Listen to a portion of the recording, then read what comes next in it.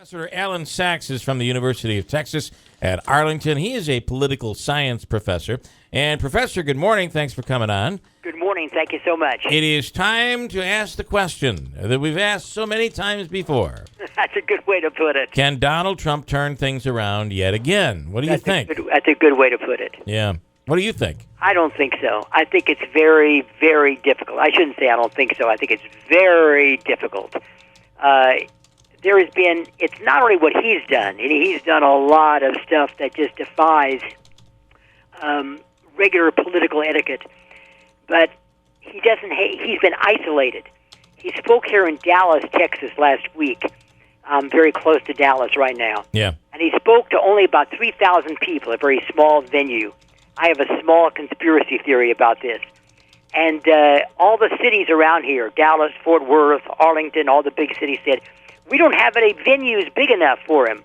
It's all booked up. And some of that might have been true because he did talk about his rally fairly late as scheduling. Yeah. But there are plenty of places around here. This is an enormous area. Sure. And I think what it is, they didn't want any hooliganism. They didn't want any street fighting, as occurred in California and Chicago.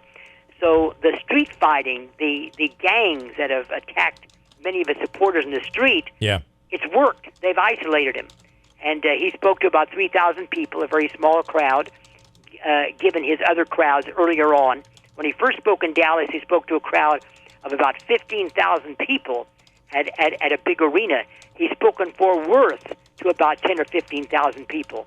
He spoke in Dallas just last week to about 3,000 people. And the Dallas police were there in full measure. They were good. They were excellent. Yeah. But again, I think cities were just afraid of any violence. Yeah, I guess. And some of it is the stuff that comes out of his. It's all the stuff that comes out of his mouth. I mean, he's right now at odds with the NRA over the issue of saying, if all those people in Orlando in that nightclub had guns, then but the NRA is coming out and saying that doesn't make sense. Putting guns in the hands of people inside a club while they're drinking would be unsafe. Yeah, somebody has to talk to him, and I don't know what it is, and it may be way too late. Maybe at the convention, they're talking about some of the delegates, they call it the conscience clause, that they can possibly vote for another candidate. I don't know if that's going to happen. I think the Republicans are in bad shape. They have again snatched defeat from the jaws of victory. The first thing, again, I'm already giving them the postmortem, the political postmortem. 17 people running for office. When that happened immediately, I told my class, too many people running. It's going to be crazy. Yeah. And it certainly was. And I think the reason why all these individuals, from Governor James Gilmore, a former governor, through all the way from the past candidates, except for Mitt Romney, they thought that they had the White House in their hands because President Obama's administration was not the most popular at that time. There was a lot of consternation. The Republicans had taken back the Senate and the House. Yeah. They thought the White House was theirs. So everybody jumps in. I thought about jumping in, Yeah. And I think that's what caused it from the start. There should have been more discipline within the Republican Party itself, and there wasn't. And maybe we can fault Reince Priebus for doing that. The head of the Republican Party should have said to them, look, we've got to narrow this down before it even starts. But I think that was the initial bad thing about it. But again, who knows? There's still a few months left to go. The conventions are this summer, and maybe things can be turned around. Well, a lot, certainly through history, right? A lot of things. That's right. Things could turn around. And the October surprise. I mean, there's just so many things that could happen. But it's interesting, though, that what would it have been like had Trump not gotten into the race? Who would we be talking about right now? Would Ted Cruz have filled that void?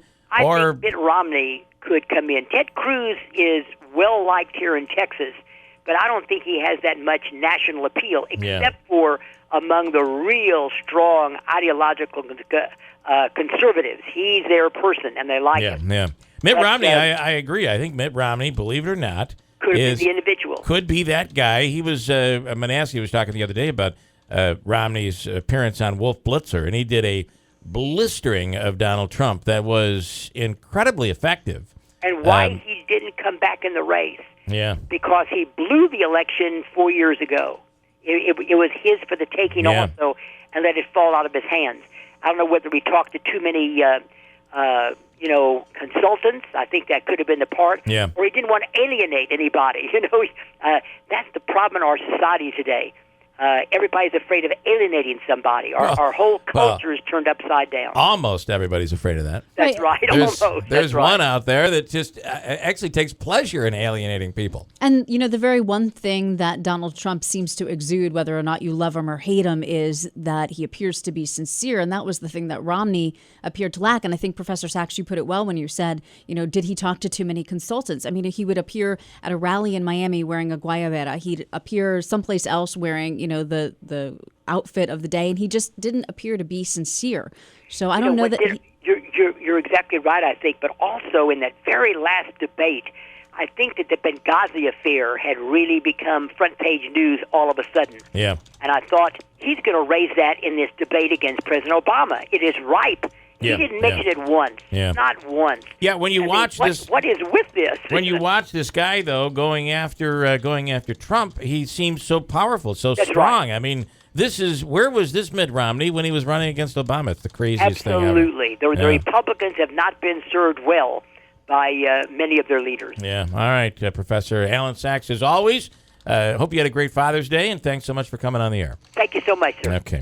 Coming up, I want to get into this opportunity. If you've ever purchased a concert ticket, you might be surprised. You might have waiting for you a little golden nugget, like free tickets. Yeah, and it's cooler than you might think. I'll get into it coming up next and tell you how you can do this, walk you right through it. Coming up, here's Christine at 17.